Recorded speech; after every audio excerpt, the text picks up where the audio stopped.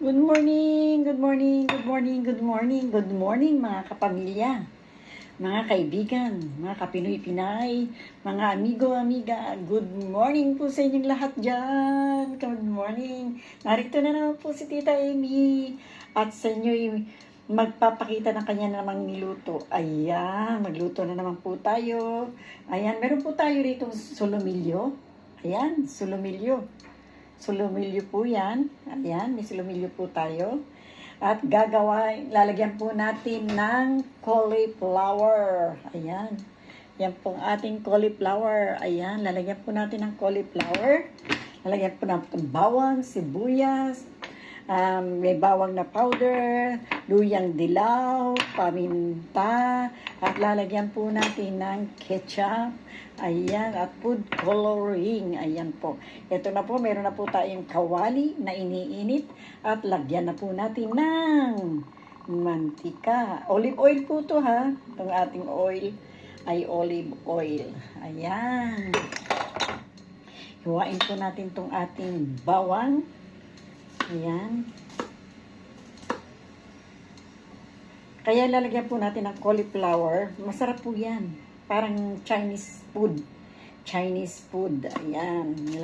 Lalagyan po ng yung solomilyo ng cauliflower. Doon naman po sa ating ama ay gagawa po ko na naman ng kanin na may itlog. Sinangag po sa itlog. Ayan. Yan po ang ating gagawin para doon sa mag-ama. Para po sa mama nila, yan, cauliflower po. Isasama ko na dito. Tama-tama. Ang solomilyo ay pwede sa cauliflower. Ayan. Chinese food. Ang luto natin ngayon, Chinese. Chinese po, pero hindi po tayo Chinese. Pilipina po tayo. Ayan. Marami pong bawang. Kailangan po maraming bawang. Para lumasa po ang ating solomilyo.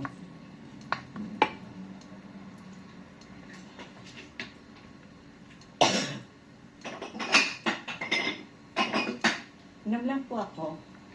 Inom po lang ako ng konti.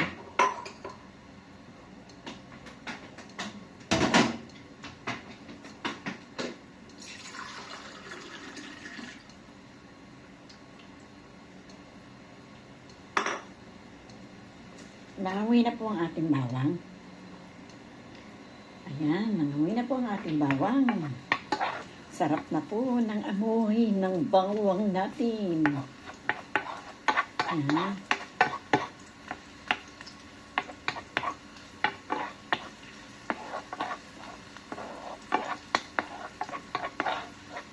Luto. Ang sarap po ng amoy ng bawang. Pag nag-ano po ako, nagluluto po ako.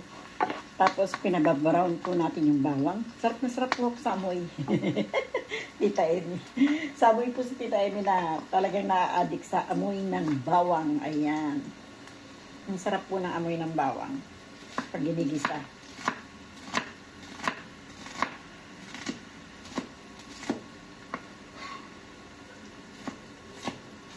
Iniwa ko na rin po yung sibuyas.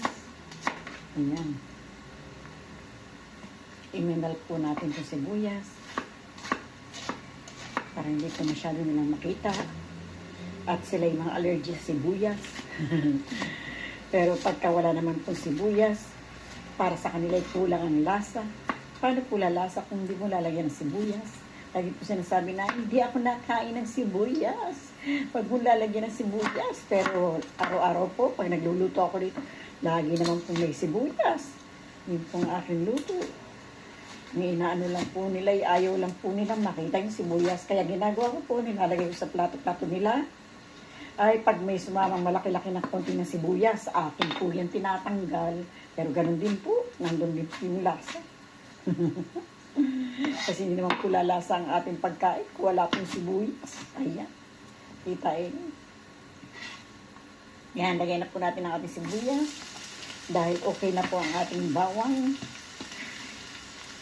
Ayan, sibuyas pamur, Tita Amy. Sibuyas pamur, Tita Amy.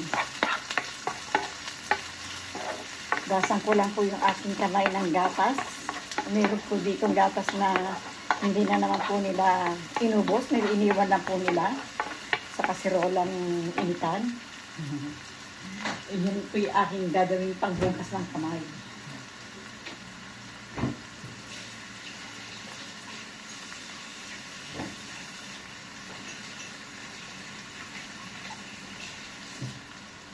Kasi po pag hinuhugasan natin ng gatas yung ating kamay na naghiwa tayo ng sibuyas at bawang, madali pong matanggal yung amoy.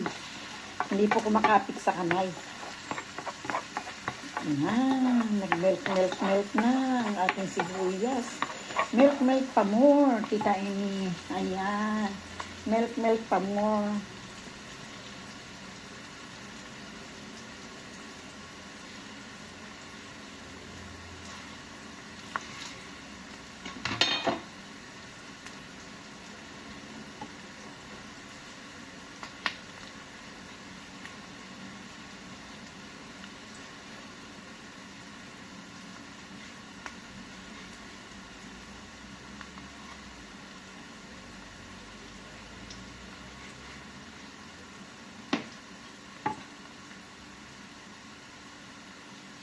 Hiniwa ko po ito ng palapad. Ito pong ating karne. Palapad ko po hiniwa. Hindi po pakakudrado. Palapad po. Yung ganyan po, palapad lang ang pagkahiwa. Palapad lang po na pagkahiwa ng ating baboy. Ng ating sulubilyo. Palapad.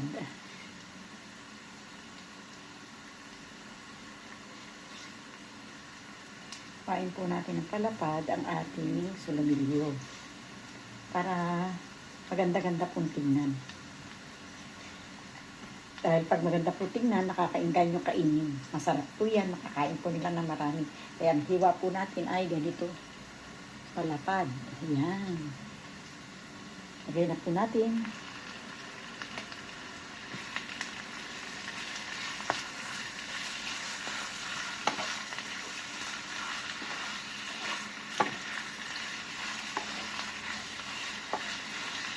Uy, dapat ng amoy. Sa amoy pa na lang, panalo na po tayo. Sa amoy pa lang, panalo na po tayo.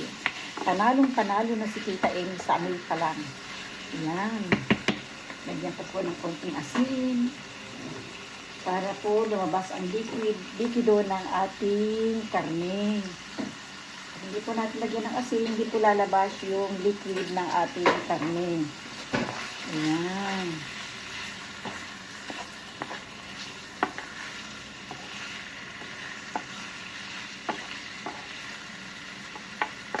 Uy, yan, pakasarap po talaga ng amoy ay. Sarap po talaga ng amoy. Sa amoy pa lang ay panalo na po tayo. Ayan. Hingin po natin ang paminta.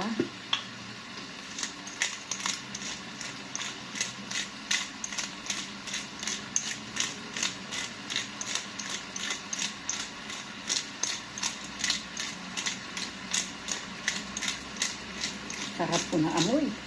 Talagang para kung gusto ko nang kainin. Gusto mo nang kainin, Tita Amy.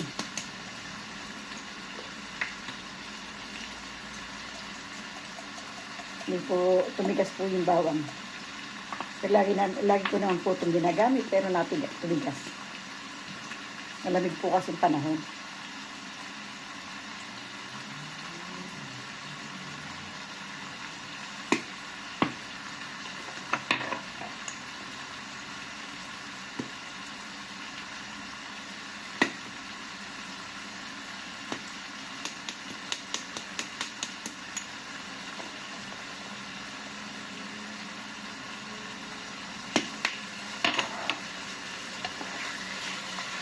Uy, lalong sumarap yung amoy.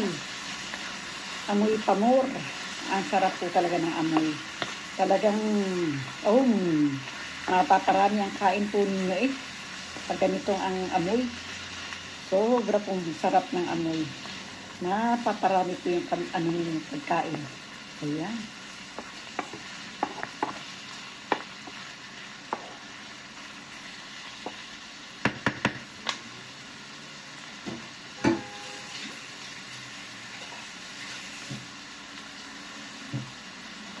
Lagyan po natin ng konti lang na tubig. Konti lang po yan. Halos kalahati lang. Lagyan ko po muna ng ketchup. Para pag natuyo itong tubig na to, mas masarap po. Kasi malambot na siya.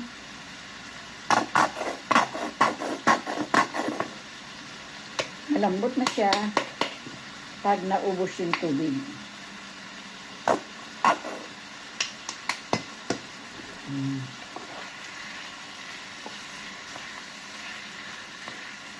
Uy, ang sarap. Ang sarap po ng pagkakagawa. Oh. Talaga naman po. Sulumilyo pa more. Sulumilyo pa Tita Amy. Ang sarap ng gawa mo. Yan.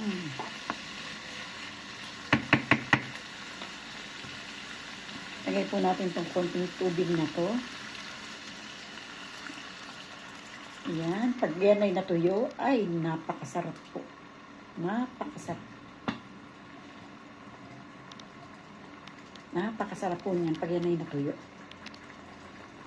Tapos maya-maya po, pagka medyo alam na natin lutong-luto na yung karne o luto na yung karne, ilalagay po natin yung cauliflower. Yan. Nag-squeeze po ako ng konting limon. Ito po. Squeeze po tayo ng konti lang na limon. Ayan. Yung pong limon na natin ay konti lang po yan. Parang marami lang pong tingnan dahil nandiyan po sa video. Kasi maliit lang po siya. Ayan lang po siya. Pinagtanggalan ng balat. Ayan. Atin po siya tatakpan. Kita ini. Tatakpan po natin yan.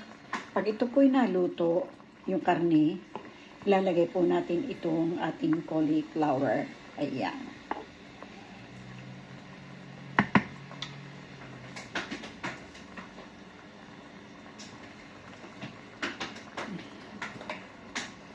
Lagyan po natin ng konti lang na asukal. Asukal na pula. Konti lang po na asukal lang ating ilalagay. Parang pinaka-betching lang po niya. Parang pinaka-betching lang po. Yan lang po. Konti lang na ano. Kalahati lang po ito ng kutsarita. Kutsarita po yung ginamit ko.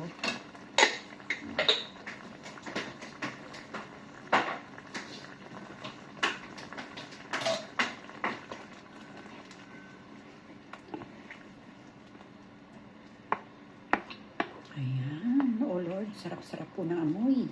Talaga sarap po ng amoy. Ay, ano na, parang gusto mo nang kumain. Ayan. Takpan mo na natin siya. Ayan. Ito na po. Ito na ang final. Nasa pinggan na po. Ayan, nasa pinggan na ang kanilang mga pananghalian. Ayan po. Ito po ang para sa kananay. Ayan po.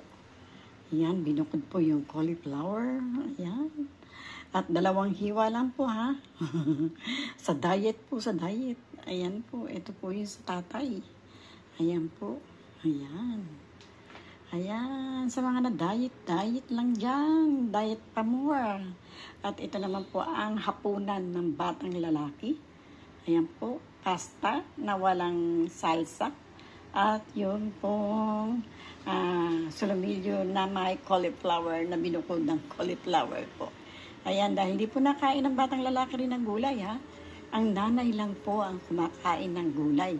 Kaya konti lang ang cauliflower na nilagay ni Tita Amy para lang dun sa nanay. Ayan. At ito naman po ang kanyang merienda. Ang hamon at keso. Ayan. Ayan po ang kanyang merienda.